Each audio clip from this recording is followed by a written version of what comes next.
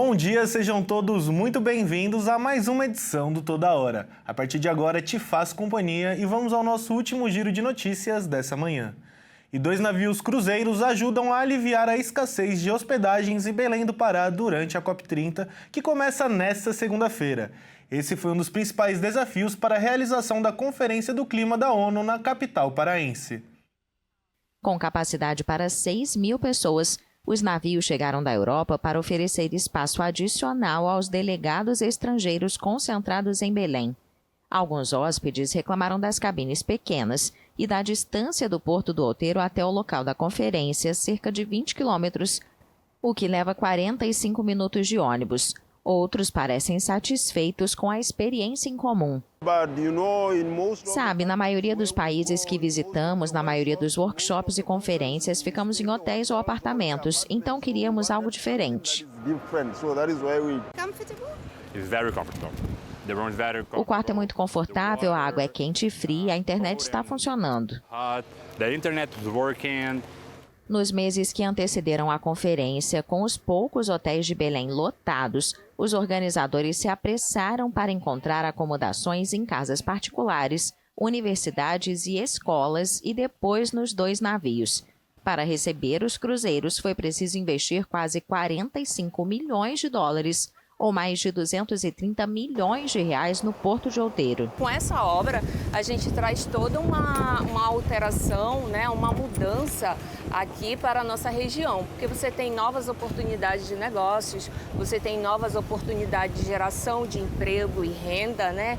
Então, traz significativamente alterações para a população paraense, para a região amazônica. É uma obra que inicialmente foi pensada, sim, para atender essa demanda da COP30, mas ela vai deixar um grande legado para a região, né? Mas grupos ambientalistas ressaltaram a ironia de navios de cruzeiro, grandes consumidores de combustível, emissores de carbono e poluidores da água, hospedarem delegados em uma conferência para salvar o planeta. Alguns questionaram a decisão de sediar a COP30 em Belém, mas o presidente Luiz Inácio Lula da Silva insistiu que a conferência deveria ser realizada na Amazônia, um poderoso símbolo da importância das florestas tropicais na absorção de carbono. E a ministra dos Povos Indígenas, Sônia Guajajara, afirmou que não há futuro para a humanidade sem os indígenas.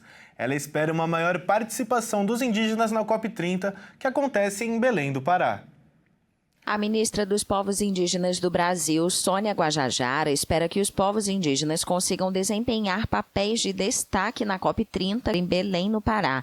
Ela concedeu uma entrevista à agência France Press. Comprovadamente, a presença indígena, seja em território demarcado ou não, é garantia de água limpa, de biodiversidade protegida, de alimentação sem veneno, de floresta em pé, e tudo isso é o que a humanidade precisa para continuar existindo.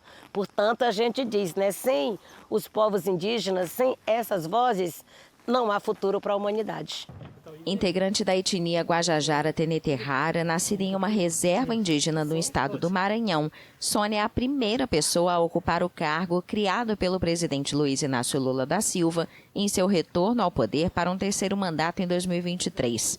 Antes da Conferência do Clima da ONU em Belém, a ministra de 51 anos prevê a maior e melhor COP em termos de participação e protagonismo indígena.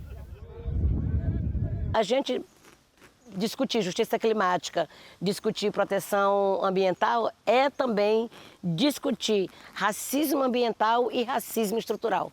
São 2 temas importantes da gente combater para que essa justiça aconteça. A ministra ainda lamentou que o governo Lula não tenha conseguido homologar mais reservas indígenas. Segundo ela, o processo foi freado por uma lei aprovada no Congresso de maioria conservadora que restringe o reconhecimento das terras que, por direito, pertencem aos povos originários. O Brasil tem 1.700.000 indígenas, distribuídos em 391 etnias que falam 295 línguas, em uma população total de mais de 200 milhões de habitantes. E esse é o fim de mais uma edição, mas se mantém aqui na Hit TV, porque daqui a pouco Fernando Jesus volta com a primeira edição do Redação Hit de hoje. Uma boa segunda-feira a todos e até mais.